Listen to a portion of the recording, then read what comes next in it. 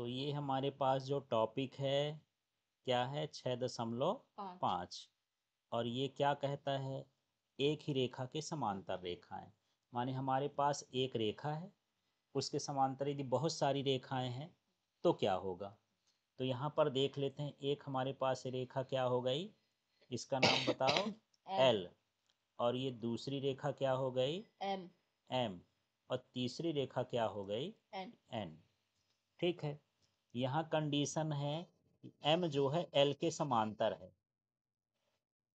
ठीक है, एम जो है एम किसके समांतर है, एल के। ये समांतर का चिन्ह है। ठीक, जब ये समांतर होंगी तो कोण एक, यहाँ पर लिख सकते हैं एम एल के समांतर है, मतलब कोण एक बराबर कितना हो गया, कोण दो। ये जो एक कोण है, दो कोण है, इनको क्या बोला जाता है, संगत कोण। समझ में आ गया। अब इसके बाद देखो दूसरा दिया एन जो है एल के समांतर। एन भी किसके समांतर है, एल के। तो यहाँ एन समांतर क्या हो गया, एल। ठीक है, तो जब ये समांतर है तो फिर हम इसका कोण देखेंगे, यल वाले का और किसके वाले का, यन वाले का। यन वाले में क्या बनता है, तीन है ना। तो इसका मतलब ये हो गया कि कोण एक बराबर क्या है, कोण तीन। ठीक है, ये क्यों हो गया, वही नियम लगेगा, क्या है ये, संगत कोण।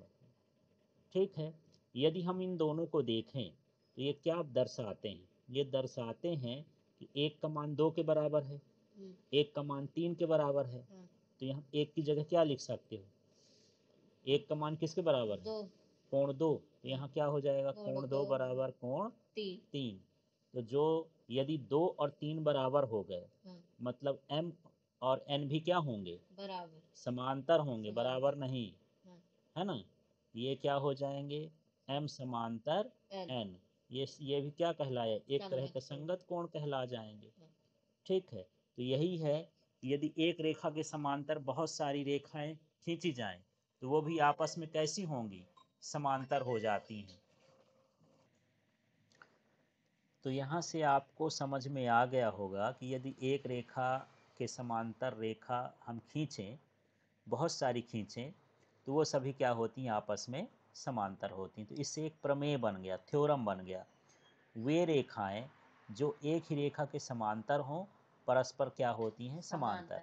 जैसे हम ऊपर देखे कि जो एल है वो एम के समांतर है, एल है एन के समांतर है, तो एम और एन भी क्या होंगे, एक दूसरे के समांतर होंगे। इसी तरह जितनी रेखाएं होती हैं, है ना, एक दूसरे के कैसी रहेंगी, समांतर रहेंगी। ठीक है।